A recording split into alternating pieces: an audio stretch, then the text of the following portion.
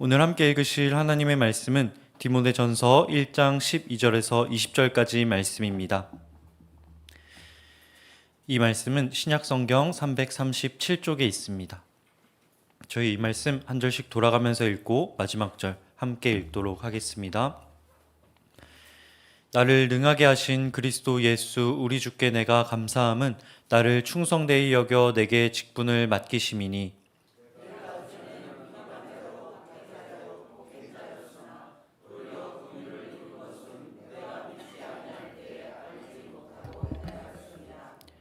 우리 주의 은혜가 그리스도 예수 안에 있는 믿음과 사랑과 함께 넘치도록 풍성하였도다.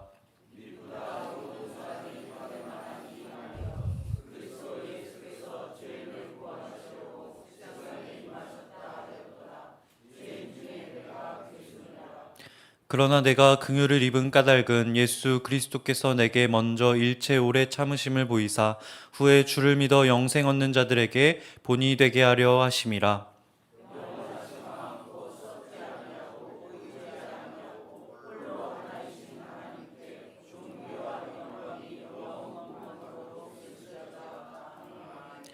아들 디모데야, 내가 내게 이 교훈으로서 명하노니 전에 너를 지도한 예언을 따라 그것으로 선한 싸움을 싸우며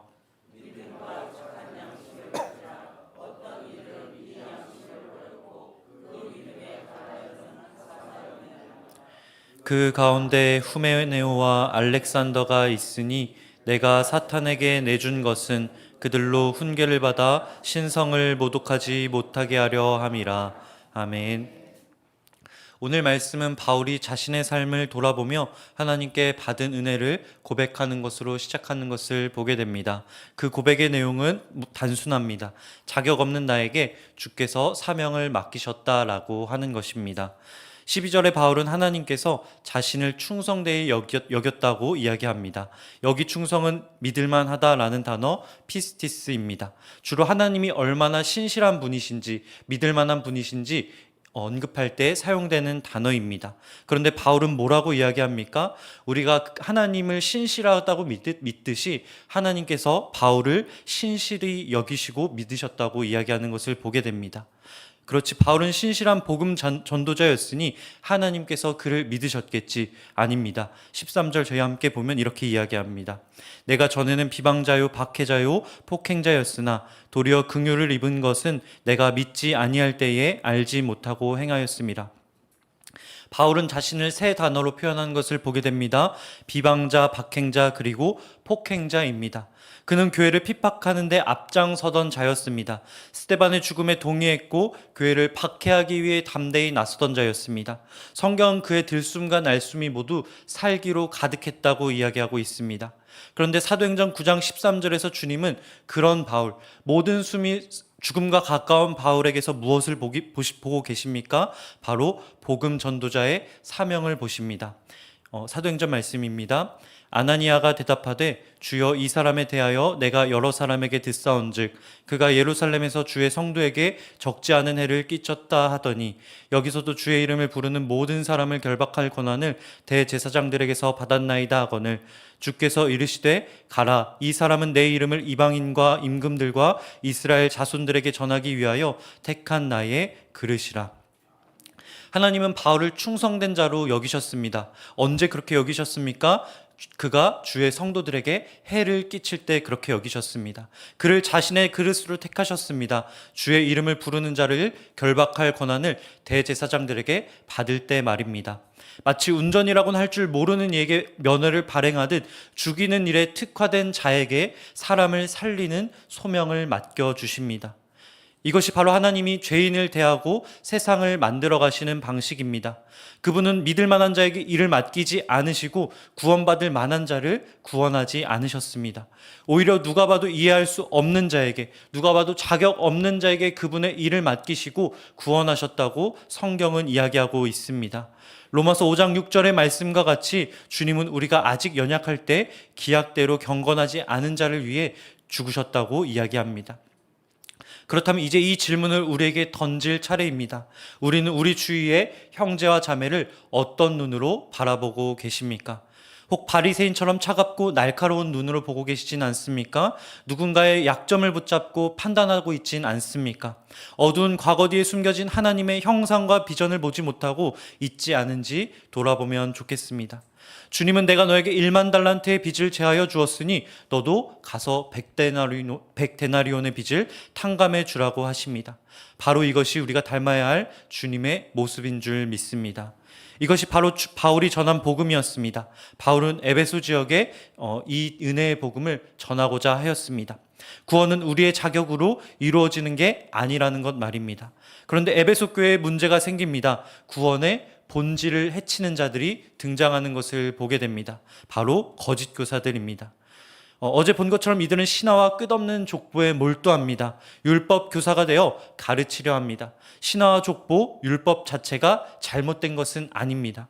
신화로 표현된 신비는 우리의 신앙에 활력을 불어넣어 줍니다. 우리로 하여금 일상 너머에 계신 하나님을 사모하게 합니다. 족보로 표현된 전통은 신앙의 테두리를 지켜주는 경계입니다. 이 전통이 없다고 한다면 우리의 신앙은 각자 자기의 소견대로 해석되게 됩니다. 율법은 어떻습니까? 우리의 신앙을 훈련시켜주는 도구입니다. 율법이 없다고 한다면 우리의 신앙은 언어만 남는 공허한 외침이 됩니다. 그러나 주의해야 합니다. 이것이 아무리 좋다고 하더라도 모든 유익을 덮어버릴 만한 위험이 그 안에 있기 때문에 그렇습니다. 그것은 바로 이것이 복음의 본질을 뛰어넘어 버릴 때입니다. 오늘 말씀 15절과 16절 말씀입니다. 믿보다 모든 사람이 받을 만한 이 말이여 그리스도 예수께서 죄인을 구원하시려고 세상에 임하셨다 하였도다. 죄인 중에 내가 괴순이라. 그러나 내가 긍휼을 입은 까닭은 예수 그리스도께서 내게 먼저 일체 오래 참으심을 보이사 후에 주를 믿어 영생 얻는 자들에게 본이 되게 하려 하심이라. 이 말씀에 따르면 주님이 영생 얻는 자들에게 세우신 본보기가 누구입니까? 구원 얻기 위해서 본보기로 세운 자가 누구입니까? 바로 죄인 중 괴수 바울입니다. 그럴듯한 사람을 세워놓고 본보기라고 말씀하시는 것이 아니라 죄인 중에 괴수인 바울을 세워놓고 이것이 너희의 본보기다라고 말씀하시더라는 것이죠. 16절 말씀과 같이 죄인을 향한 자비와 인내가 어디까지인지 보여주시기 위해 주님은 바울을 세우십니다. 여기서 드러나게 되는 건 간단합니다. 바울의 죄성이 드러납니다. 그가 얼마나 형편없는 자인지 우리는 보게 됩니다. 더불어 그 죄를 참으며 기다리신 하나님의 은혜와 사랑만이 남는 것을 보게 됩니다. 그런데 거짓 교사들이 세우는 구원의 본은 어떻습니까? 그들은 신화와 족보를 내세웁니다.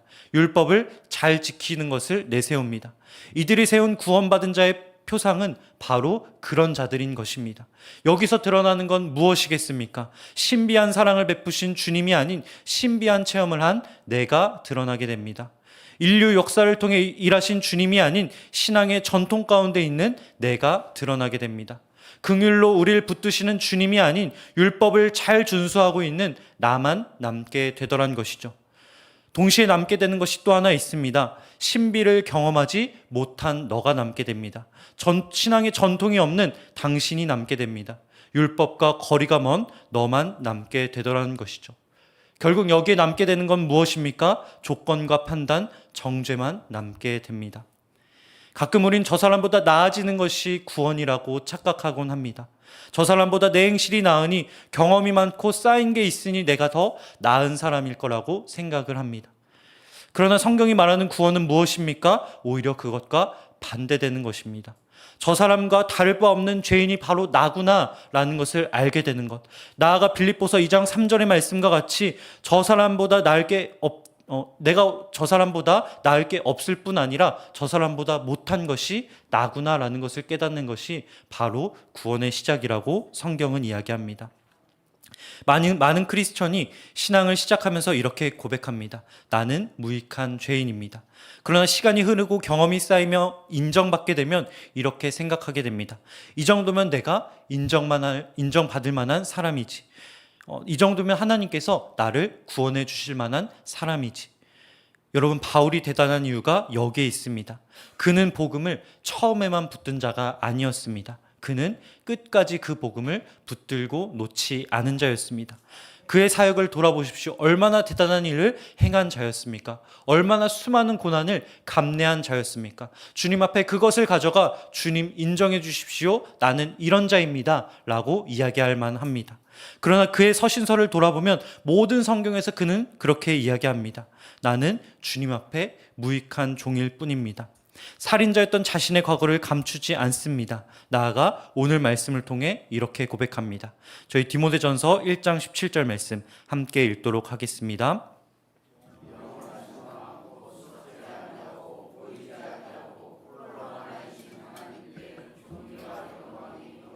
무궁하도록 있을지어다. 아멘. 거짓 교사들에게 있어 구원은 자신을 드러내는 것이었습니다. 남들보다 높아지고 급을 나누는 것이 교회의 일이라고 생각을 했습니다.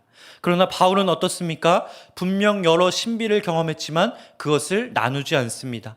자신의 혈통과 율법 준수를 배설물처럼 여겼다고 이야기합니다. 이어서 17절을 통해 분명히 고백합니다. 존귀와 영광은 오직 하나님께 있도다. 이것이 진짜 구원인 것입니다. 존귀와 영광, 높아짐이 나의 몫이 아니며 오직 하나님의 몫이라는 것을 알게 되는 것, 그것이 구원인 것입니다. 그것이 진짜 복이라는 것을 알게 되는 것이 정말 행복한 자의 고백이라고 하는 것이죠. 18절과 19절 말씀에 따르면 이들이라고 어려움이 없는 것이 아닙니다. 구원은 하나님께 있으니 나는 아무것도 하지 말아야지 라고 하지 않습니다. 이들에겐 율법을 지키기 위해 애쓰는 거짓 교사들보다 더 힘든 싸움이 있는 것을 보게 됩니다. 내가 내게 이 교훈으로서 명하노니 전에 너를 지도한 예언을 따라 그것으로 선한 싸움을 싸우며 믿음과 착한 양심을 가지라. 이 말은 단순한 겉면이 아닙니다. 앞에서 말한 신화와 족보 율법을 너는 바르게 사용하라 라는 의미입니다. 급을 나누기 위해서가 아니라 괴수인 나를 믿어주신 그 하나님의 믿음을 닮아 나의 형제를 믿기 위해, 죄인인 나를 사랑한 그 하나님의 사랑을 담기 위해 사용하라고 권면하고 있는 것입니다. 율법을 배우고 전통이 있고 체험을 하는 것은 다른 이를 낮추기 위한 것이 아니라 오히려 나를 낮추기 위해 스스로를 돌아보게 하기 위한 도구가 되어야 한다라고 하는 것이죠. 거짓 교사는 이것을 자신을 높이기 위한 수단으로 사용합니다. 그러기에 그들에겐 경건의 모양은 있습니다. 사람들의 갈채는 있습니다. 그러나 겸손이라고 하는 경건의 능력은 없는 것을 보게 됩니다. 반면에 그리스도의 종은 어떻습니까? 그는 자신이 여전히 죄인 중 괴수라는 것을 잊지 않습니다. 규율은 다른 사람을 깎아내기 위한 칼이 아닌 나 자신을 깎기 위한 도구임을 아는 자입니다. 그러기에 그는 마태복음 6장의 말씀처럼 골방에서 기도합니다. 오른손이 하는 걸 왼손이 모르게 하는 자입니다. 남의 눈에 티끌이 아닌 내 눈에 들보로 인해 통곡하는 자입니다. 하나님은 오늘도 자격 없는 자를 부르고 찾고 계십니다. 그분의 사역에 동참할 수 있는 자격은 간단합니다. 얼마나 낮은가입니다. 그분의 구원에 들어갈 자격 역시 간단합니다. 나보다 남을 얼마나 더 낮게 여기느냐입니다. 교회마저 더 높아지고 거대해지려고 하는 시대를 사는 것 같습니다. 더 좋은 환경과 프로그램을 갖추었다는 그 자랑이 느는 시대에 복음의 본질을 놓치지 않는 저와 여러분 되길 간절히 소망합니다.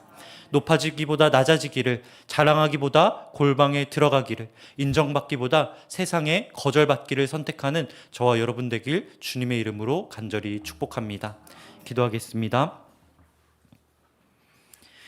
이 세상 모든 존귀와 영광 받으시기에 합당하셨지만 멸시와 조롱의 길로, 십자가의 길로 향하신 주님, 이 시간 그 주님의 영광을 찬양합니다. 오늘 말씀을 통해 진정한 구원이 우리가 쌓아올린 공로가 아닌 주님의 은혜와 긍휼에 있게 하여 주시니 감사합니다. 조건 없이 부르시고 자격 없는 자를 부르신 그 사랑을 이 시간 의지하며 나아가오니 오늘 우리가 겸손히 그 길을 따라가게 하여 주옵소서. 세상의 인정과 칭찬보다 주님의 마음을 구하는 하루 되게 하여 주옵시고, 거절받으신 주님을 닮아 낮아짐을 기뻐하는 하루 되게 하여 주옵소서. 그 길을 걷는 자들을 이 시간 중보합니다. 주께서 그 위에 하늘의 영광과 축복을 더하여 주시며 동행하여 주옵소서. 감사드리며 이 모든 말씀 우리 주 예수 그리스도의 이름으로 기도드립니다. 아멘. 하늘에 계신 우리 아버지, 아버지의 이름을 거룩하게 하시며 아버지의 나라가 오게 하시며 아버지의 뜻이 하늘에서와 같이 땅에서도 이루어지게 하소서. 오늘 우리에게 일용할 양식을 주시고 우리가 우리에게 잘못한 사람을 용서하여 준 것 같이 우리 죄를 용서하여 주시고 우리를 시험에 빠지지 않게 하시고 악에서 구하소서. 권능과 영광이 영원히 아버지의 것입니다. 아멘. 이 시간 함께 기도하며 나아가기 원합니다. 자격 없는 우리에게 은혜를 주시고 죽이는 자였던 바울에게 생명의 사명을 맡기신 것처럼 오늘 우리도 주님의 긍휼로 살아가게 하여 주시니 감사합니다. 신화보다 주님을, 전통보다 은혜를, 율법보다 사랑을 붙들게 하여 주옵시고 복음 앞에 낮아지게 하여 주옵소서. 얼마나 가졌는지가 아닌 얼마나 낮은지 보시는 주님 앞에 우리를 온전히 올려드립니다. 우리의 삶이 바울의 삶과 같이 복음의 본이 되게 하여 주옵소서. 오직 주의 영광이 드러나는 삶 되게 하여 주옵소서. 이 시간 주신 말씀과 기도 제목 붙잡고 함께 주의 이름 부르며 기도로 나아가도록 하겠습니다. 기도하겠습니다. 주여